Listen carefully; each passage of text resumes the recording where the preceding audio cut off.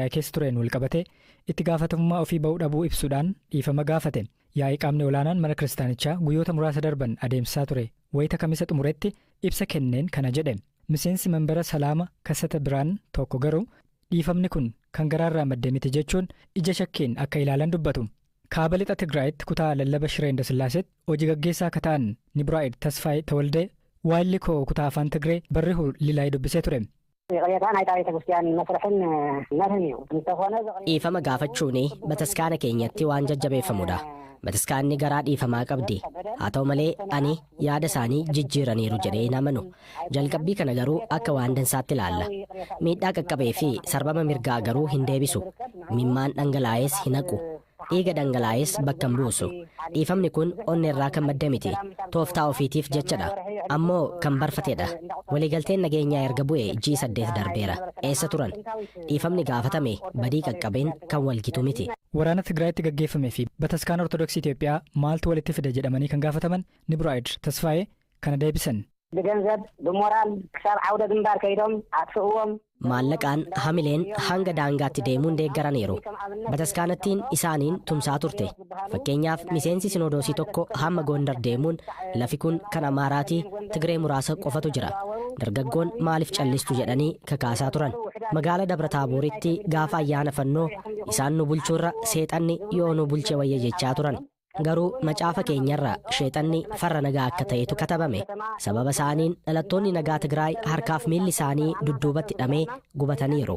Kun hundi gaafa ta'u cal jechuun ilaalan. Kana kan jedhan namoota dhuunfaa ta'anis bataskaanni garuu ilaalchi jara kanaa ana bakka hin bu'u jettee ibsan laanne. Phaaphaasonni 11 Ameerikaa hanga Kaapitool Hiil dhaquun deeggarsa kennaniiru. Achi ennaa deebi'anis sinodoosiin beekamtii kenneeraafi. Kanaafidha dhiifamni kun kan tooftaatii kan jennuufi. Kun ta'us akka waan dansaatti fudhanna. Tigraay qaama Itoophiyaa taatee otoo jirtu biyya tokko keessa bataskaanni 2 jiraachuu danda'aare jedhamuunis kan gaafatamaniif Nibraa'id Tasfaayee kana deebisan. Isaanii kan addaan nu foo'e. Balleessaan kun hundi kan dhufes isaanumaani. Kan keenya miti. Bataskaanni 2 haa jiraatu kan jedhe nu miti bar. Bataskaana gaggeessaa malee bajata malee ganna 3 irraanfatanii turan. Amma ummata keenya tajaajiluun dabaree keenya jennee kaaneerra. Dhiifamichis kan dhufe yeroo kanatti. Bataskaanatti deebi'uu dhimmi jedhu gara fuulduraatti kan ilaalamu ta'a. Dhiifama hin eegnetu dhufe. Dhiifamni jalqabbii gaariidha. Garuu gahaa miti. Paatriyaarkichi Abuna Maatiyaas dhalataa Tigraay sila ta'aniif gidiraa hedduu arganiiru. TV gubbaatti akka hin dhiyaannes dhorkamaniiru. Isaanillee kanuma dubbatan. Dhimma manbara Salaamaa Kasaatee Birhaan Paatriyaarkii ofii muuduu jedhu haga ammaa irratti hin mari'anne. Yaadni isaas hin jiru. Paatriyaarkiin keenya qulqulluu Abuna Maatiyaasi. Gaadhibbafaan kabajameera. Sareen amanamaa Hachikoo jedhamu Jaappaan keessatti namni isa guddise du'uun booda waggootaaf buufata baaburaa dhaabatee isa eegaa ture. Sareen jaarraa tokkoon dura dhalate kun seenansaa kitaabota fiilmiiwwan Chaayinaa fi Jaappaan waliin ga'eera. Hachikoon eenyu? Firaa ol balaay bal'istee isinitti himte. Hachikoon bara 1923 bitootessa keessa magaalaa Odaatee bulchiinsa Akiitaa keessatti dhalate. Saree Jaappaan qaamni isaa guddaa ta'e kana mootummaan Jaappaan bara 1931tti mallattoo biyyattii jechuun isa labseera. Sanyiin saree kanaa bineensota akka adamsaniif leenji'u ture. Bara Hachikoon dhalate kana Piroofeesariin Damee Qonnaa fi saree akkaan jaalatu barataasaa xuuxillaa Akitaarraa naa fidii jedheeni. Imala baaburaa dheeraan booda Hachikoon naannoo jireenyaa Shibuyaa gaafa amajjii 15 1924 mana jireenyaa Dooktar Uweenoo gahe. Yeroo qaqqabe kan du'e fakkaata ture. Dooktar Uweenoo fi haati warraasaa ji'a 6 isa wal aanuun booda gara fayyummaa isaatti isa deebisan. Dooktar Uweenoon saree kana Haachii jechuun moggaase. Afaan Jaappaaniin lakkoofsa 8 jechuudha. Koon ammoo maqaa kabajaa barattoota Dooktar Uweenoon saree kanaaf kennamedha. Dooktar Uweenoon torbee keessaa guyyaa baay'ee gara hojiitti marmaara. Hachikoo dabalatee saroota isaa sadeentu gara hojiitti isa gaggeessa ture. Yeroo hojiidhaa deebi'us sareen sadeen kun buufata baaburaa dhaabbatanii isa eegu ture. Caamsaa 21 1925 Dooktar Uweenoon namni ganna 53 dhukkuba dugugguruu dugdaan dhibamee lubbuunsaa darbe. Yeroo namoonni gadda du'a Dooktar Uweenoo irratti argaman Hachikoon saanduqa reeffa isaa jala maramee ciisuun socho'uu didee jedhan. Hachikoon du'a guddisaa isaan booda Shibuyaa keessatti ji'oota muraasaaf namoota garaagaraa wajjin dabarse. Bara 1925 nama Dooktar Uweenoof biqiltuu kunuunsaa ture Kikoo Saaburoo jedhamutu isa fudhate. Gara naannoo guddisaansaa duraanii Dooktar Uweenuun jiraachaa ture yeroo deebi'u roobaa fi aduu otoo hin jedhin gara buufata baaburaa sanaatti marmaaruu jalqabe. Galgala achi ga'e sana jedha barreessaan seenaa saree kanaa Piroofeesar Itoo. Hachiin miila afuriin dhaabbatee imaltoota tikeeta kutan ilaalaa ture akka nama waa barbaadu qabu tokkotti. Haa ta'u malee sareen kun erga miidiyaan Tookiyoo Asaahii Shimbuun waa'ee isaa bara 1932 barreesseen booda beekamaa ta'e. Buufatni baaburaa sunis nyaata Hachikoodhaaf ta'u arjoomaan argachuu jalqabe. Daawwattoonni iddoo fagoorraa isa arguuf dhufu ture. Walaloon warra Jaappaan haayikuun fi walaloon afaan biraatiin illee barreeffamaafi ture. Bara 1934tti sagantaan qarshii walitti qabuu siidaasaa ijaarsisuuf taasifame irratti namoonni 3,000 ol walitti qabamanii turan. Hachikoon bitootessa 8 1935 gaafa du'u oduun du'asaa fuulduree gaazexoota baay'ee irratti bahee ture. Awwaalcha isaa irrattis dursitoonni amantaa Sanbaree Tafaree jalqaba torban kanaa xumura dorgommii fiigichaa irratti dogoggora raawwateen badhaasa birrii Itoophiyaa 380,080 ol dhabdeetti. Fiigichi kun fiigicha daandiirraa Piichtiree kiiloomeetira 10 waggaa waggaan bulchiinsa Joorjiyaa Atlaantaatti dorgomamu. Waan mudate irratti atileetiin kun ammatti waan dubbatte hin qabdu. Atileetiin Itoophiyaa duuba isheetiin dhuftee injifatte garuu waan mudateen gadduu ibsite. Ammayyuu taanaa gara Finfinneetti bilbiluudhaan waan mudate leenjisaa ishee Koomaandar Useen Shiboo dubbiseera. Eegaa onnoo motora isaa marraa deemuun jira miti? Warra atileetota fuuldura deemu. Fuuldura deemu san inni immoo finishingii bira geennaan inni dhaabbachuudhaaf gara kararraa gore achi. Isa san isii waan karaa waan inni karaa itti agarsiisaa jiru seetee hojiin baqatte beektaa? Inni dogoggortee jechuudha. Inni dogoggortee karaa dogoggortee daandii. Kana achi maal ta'e eegasii? Ergasii kaachi dogoggorteeti booda immoo itti agarsiisanii duubarra deebiteen ganaa sadaffaa taate. Silaa injifachuu dandeessi turte? Fagootti injifattee ture. Akka inni gaggaafataa turetti gara badhaasayyuu silaa doolaara 10,000 argatte iyyuu amma garuu sadaffaa waan baateef 3,000 qofa argatteedhaan. Dogoggora kan homaa godhuu hin dandeenye kun dogoggorri kan ishii hunda ta'eef kaa. Eegasii booda dubbistaniittu argattaniittu? Hin arganne hin dhufne ishiin achuma jirti amma. Eegasii booda waan ishee mudatte irratti waan dubbatte qabdi? Hin qabdu anis illee arguu hin dandeenye hin dhufne achiin booda doona gaafattee ishiin dhufteen booda. Wanni akkasii kun mudataa isin waggaa dheeraa leenjistanii yaadattu? Hin qunnama sumallee jira. Yeroo maaltu akkas ta'a? Dogoggorri akkanaa kaa'amaa dogoggora adda addaati dogoggora ol fakkaataa odoo hin taane daandii yeroo baay'ee. Injifannaas argateera. Kalaqa kanaanis dorgommii biyyaalessaa irratti hirmaachuudhaan dhiyeenya kana birrii 200,060 badhaafamee jira.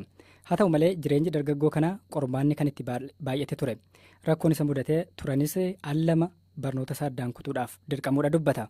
Waayilli koo Habtaamuu Xababuu dubbisee jira. Barnoota addaan kuteen ture. Xinnoo haalli maatii faamilii na gargaaruuf rakkisaa waan tureef hojii mana namaa hojjechuu jalqabeen ture. Achuma keessatti jireenya koo fooyyessuu fi hojii kalaqaa bara 2005 jalqabee meeshaalee elektirooniksii kanaan hojjechuu jalqabee suuta keessa hojii kana muuxannoo kana gabbifachaa dhufe. Amma mana elektirooniksii dhuunfaa koo kan hojjechaa jirudha jechuudha. Mana elektirooniksii keetti maal fa'aa hojjetame? Hojiiwwan suphiinsaa kanneen akka moobaayilii, jiippaasii, TV fi meeshaalee elektirooniksii wal qabatanii hundayyuu nan hojjedha.